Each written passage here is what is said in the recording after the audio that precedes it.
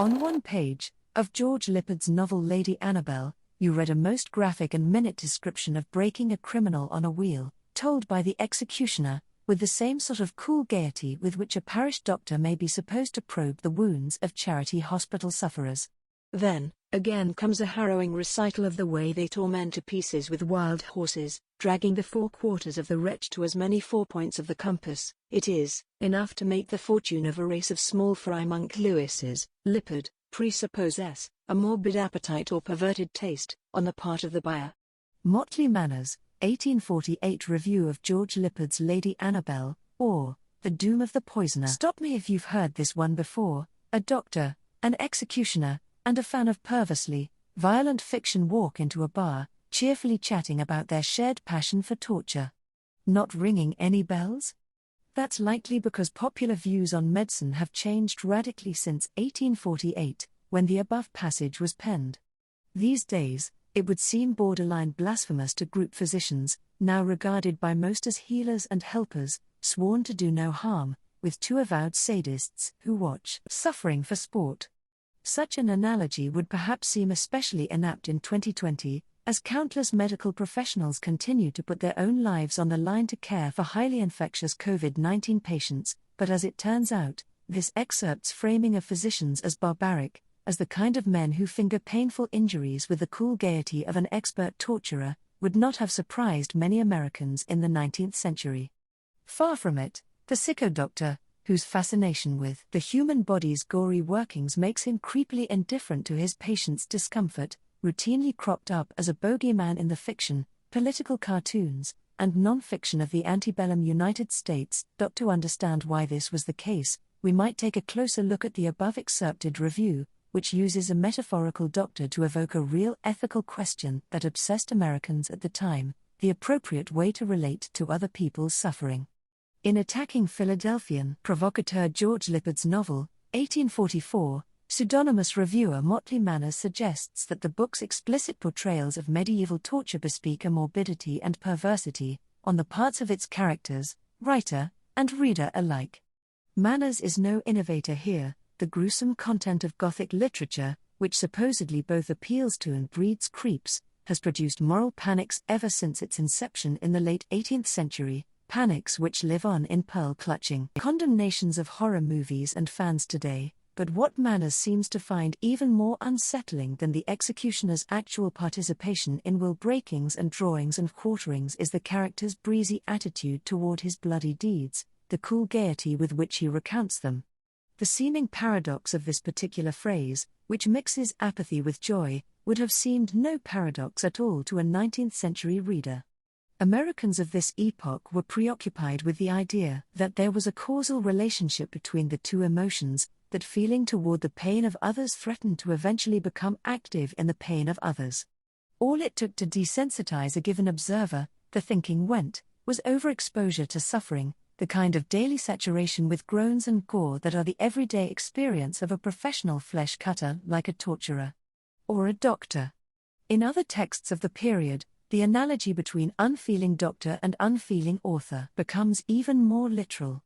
The critic George Gifflen, for instance, speculated that the English writer George Crabbe, notorious for his unflinching portrayals of poverty and crime, had acquired the perfect coolness characteristic of his writings during his prior career as a surgeon. As a medical man, Crabbe had come in contact with little else than man's human miseries and diseases, observes Gifflen, and the experience materially discolored Crabbe's view of life. It is for this reason that Crabbe's fiction was able to feel, with firm finger, the palpitating pulse of the infanticide or murderer, and snuff a certain sweet odor in the evil savors of putrefying misery and crime. Again, the sick doctor disturbs because of his cool gaiety, his admixture of clinically appropriate objectivity with straight-up schadenfreude. A firmness in the face of suffering could easily mutate into a predilection for the sweet odor therein. To make matters worse, it was not only his own character that the gore-benumbed writer/doctor ran the risk of damaging. 19th-century thinkers worried he might also wound his reader/patient. Thus another critic used the same harmful healer metaphor to skewer George Lippard: the guy couldn't catch a break, this time with regard to a different Gothic novel. Reflecting a broader Victorian conviction that art's main imperative is to improve its audience's moral character, this second naysayer complained that Lippard's blood-spattered 1849 made its readers moral by repeatedly bludgeoning them with descriptions of bombastic violence. In what estimation would we hold a physician who would order his patient, exhibiting slight symptoms of a contagious disease, to a place where the malady rages in its most malignant forms? The review asks accusatorily. Nor was the twisted physician confined to the realm of critical metaphor, he also took the shape of a full-blown character in several novels of the period. Among the earliest is James Fenimore Cooper's 1821, which recounts the late stages of the American Revolutionary War through the travails of the Wharton family, inhabitants of a region of New York State hotly contested by the American and British forces. The Whartons are alternately aided and terrorized by one Dr. Archibald Sitgreaves, a surgeon serving the Continental Army. Dr. Sitgreaves' surname, conjuring the image of one who sits on graves, perfectly suits a physician whose fascination with grievous injuries renders him insensible to the physical and emotional feelings of his wounded patients. When Henry Wharton, a captain in the British Army, sustains a minor arm wound, the physician informs him with perverse regret that the limb will need to be amputated. The hurt is not bad, but you have such a pretty arm for an operation, the pleasure of the thing might have tempted a novice. The devil, cried the captain, Wharton. Can there be any pleasure in mutilating a fellow creature? Sir, said the surgeon, with gravity, a scientific amputation is a very pretty operation, and doubtless might tempt a younger man, in the hurry of business, to overlook all the particulars of the case. Here, as elsewhere, Dr. Sitgreaves' oblivious bedside manner is as funny as it is revolting. But this does not mean that he lacks the capacity for seriously sadistic acts. At one point, having caught wind that the novel's hero, Harvey Birch, is slated to be executed for espionage, Dr. Sitgreaves rhapsodizes about his plans to turn Birch's corpse into a sculpture as a gift for an aunt. His bones are well knit. I will make a perfect beauty of him. Later, he boasts that he once broke his own finger simply to watch it heal. The thrilling sensation excited by the knitting of the bone exceeded any other enjoyment that I have ever experienced, he tells a horrified listener. Now, had it been one of the more important members, such as the leg or arm, how much greater must the pleasure have been. Although Dr. Sitgreaves has, for the time being, targeted only his own body for injury practice, his wistful reverie about the superior thrills of a broken leg or arm gestures toward a ghastly escalation of medical violence. What atrocity might Sitgreaves not commit in pursuit of scientifically interesting spectacles? What stands in the way of his progressing from breaking fingers, to breaking arms, to breaking legs, to killing a man, especially if that man's skeleton would make a perfect sculpture? The latter was no hypothetical nightmare for Cooper's readers. Throughout the 19th century, the corpses of freshly dead Americans, often those of the poor, people of color, and criminals, were snatched up by medical schools for use as dissecting cadavers. This practice produced tremendous public ire toward surgeons, culminating in over a dozen anatomy riots from 1785 to 1855. The threat of the slippery slope of brutality, a slope down which Dr. Sitgreaves has clearly already begun to slide, was central to 19th-century Americans' anxieties over violent voyeurism.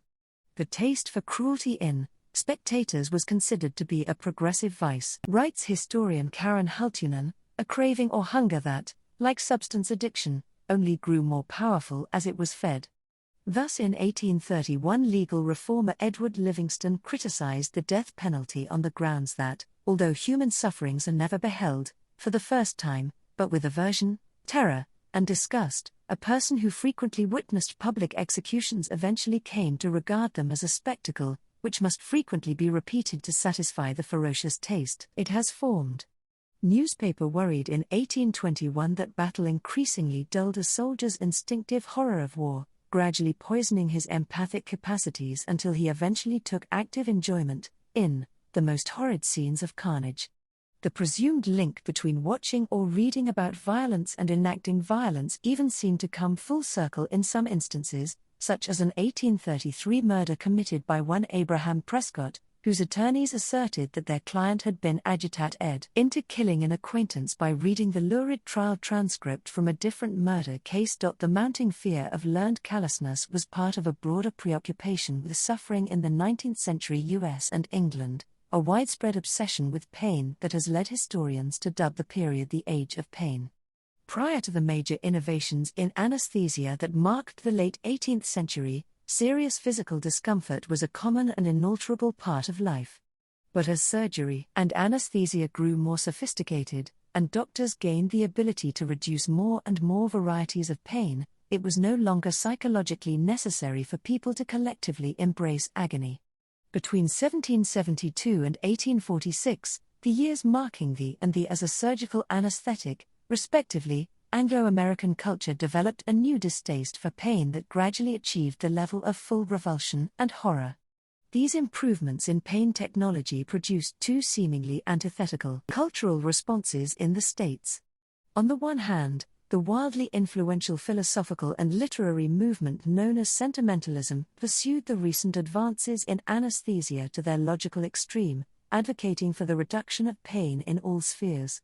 Sentimental novels like Susan Warner's, 1851, framed sympathy towards suffering as the utmost human virtue, and sentimental reform movements campaigned against brutality in the realms of slavery, the military, the schoolroom, and legal punishment. On the other hand, because nothing spells titillation like taboo, many Americans also increasingly sought frisons in the pain of others. This era saw a massive upsurge in the popularity of BDSM pornography, penny press newspapers that ran graphic accounts of gory crimes, and sensationalistic fiction in the US. Although the vectors of their interest in suffering may have been diametrically opposed, sentimentalists and sadists were equally fascinated by pain. And both camps found the cruel doctor to be a useful device for expressing, interrogating, or denouncing that fascination. The two critics who derisively compared Gothic novelist George Lippard to a perverted physician, for example, were using the same metaphor as the subject of their critique. The figure of the barbaric doctor looms large in Lippard's most famous novel, 1845. The grotesque Dr. McTourniquet raves about various beautiful operations and the joys of public dissections, quite a treat to the uninitiated. A dentist punishes irritating clients by yanking their teeth with unnecessary force. The novel's villain, Devil Bug, is a voyeuristic torturer who calls his victims patients and sells pilfered cadavers to physicians. Never a doctor of all the schools, with his dissecting knife in hand and the corpse of a subject before him, could have manifested more nerve and coolness than Devil Bug preparing to slaughter and maim, the narrator says. Yet when it comes to vicious physicians, Louisa May Alcott's novella, 1863, an example of the theoretically gentler genre of sentimental fiction, gives Lippard a run for his money. A lightly fictionalized account of Alcott's own experience as a nurse during the American Civil War celebrates sympathy as one of the essential virtues of medical caregiving. But our protagonist, a nurse named Tribulation Periwinkle, also encounters the opposite, a chillingly cold-hearted surgeon in the D.C. military hospital where she is posted. Dr. P, she writes, seemed to regard a dilapidated body very much as I should have regarded a damaged garment, cutting, sawing, patching and piecing, with the enthusiasm of an accomplished surgical seamstress. The more intricate the wound, the better he liked it. What has caused Dr. P's sadism? An overdose of observed brutality is once again to blame. Before taking up the Civil War posting where we meet him, Dr. P had previously served in the Crimean War, 1853-56, and our narrator nurse conjectures that it is through long acquaintance with many of the ills flesh is heir to, that he had acquired his habit of regarding a man and his wound as separate institutions. In fact, this numbing process seems to be at work in multiple members of the hospital staff, and even Nurse Periwinkle herself admits that she is becoming a bit too attracted to the sights of surgery. There was an uncanny sort of fascination in watching Dr. P, as he peered and probed into the mechanism of those wonderful bodies. War was not the only context in which doctors and nurses were bombarded with the sights and sounds of anguish. Even under ordinary circumstances in the early and middle decades of the 19th century, the suffering of others was the bread and butter of physicians' day-to-day life.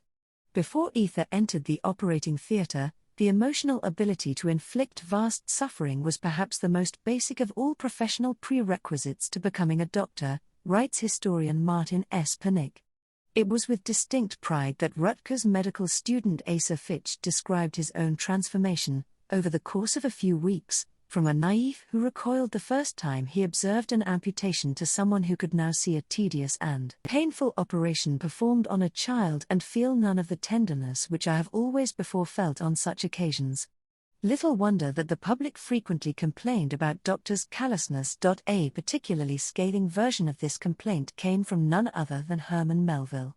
His novel, 1850, satirizes high intellect, low compassion medicine men in the form of the vile Cadwallader Cuticle, M.D. As the head physician of the frigate whose adventures follows, Cuticle enjoys a reputation as the foremost surgeon in the Navy and memberships in the world's finest medical associations. But Dr. Cuticle's top-notch education in human anatomy seems to have also deadened him to human emotion, leaving him with a heartlessness of a purely scientific origin. By the time we meet him, Cuticle views his patients' bodies as exciting opportunities for medical discovery and career advancement, rather than sources of real suffering, surrounded by moans and shrieks, by features distorted with anguish inflicted by himself. Melville's narrator recounts, Cuticle yet maintained a countenance almost supernaturally calm. In keeping with the mad doctor stereotype that he embodies, Dr. Cuticle's relentless pursuit of medical knowledge ironically becomes its own kind of distracting passion, in some cases clouding his professional judgment more than basic human sympathy might have. Eager to show off for the Navy's other surgeons, Dr. Cuticle opts to amputate an injured seaman's leg rather than to pursue the less invasive, but less impressive, cure that his colleagues recommend. The sailor suffers greatly during the procedure and dies almost immediately afterwards. To be sure, Dr. Cuticle's brutality approaches the realm of caricature, much like Dr. Sitgreaves and Dr. McTourniquet. The doctor waxes poetic about the beauty of the grisly surgeries he performs, and collects figurines of grotesque medical anomalies. Yet the novel does not present Drive Cuticle's insensitivity as exceptional. Instead, this highly credentialed, highly callous doctor serves as just one of the novel's several object lessons in the ways that positions of great social power enable abuse. Throughout, various naval officers delight in controlling and punishing lower-ranking sailors with various humiliations, flesh-rending floggings, over which Cuticle impassively presides, and even death. The Navy is the asylum for the perverse, the narrator bluntly summarizes. The novel's scandalized readers agreed. Corporal punishment reformers handed out copies to members of Congress, who voted just a few months later to outlaw flogging in the Navy. Although contemporary scholarship has found no evidence that the distribution of Melville's book materially shaped this legislative decision, popular rumor held for decades afterwards that the novel had indeed been the straw that broke flogging's back. The long-standing myth that Melville's violent novel abolished flogging suggests there may be an optimistic alternative to fiction's violence-warped doctor. Americans hope that bombarding readers with imaginary cruelty could sometimes make them cruel instead of crueler. But if the line between edifying and harmful depictions of gore sounds like a difficult one to draw, that's because it was, and is. We continue to wonder how much exposure to brutality awakens people to the wrongs of the world, and how much deadens us to them. For the pain-obsessed, sentimental culture that produced him, the ethically precarious doctor, whose position of authority and constant IV drip of human suffering might just as easily make of him a sadistic harmer as a saintly healer, was the consummate symbol of that contradiction.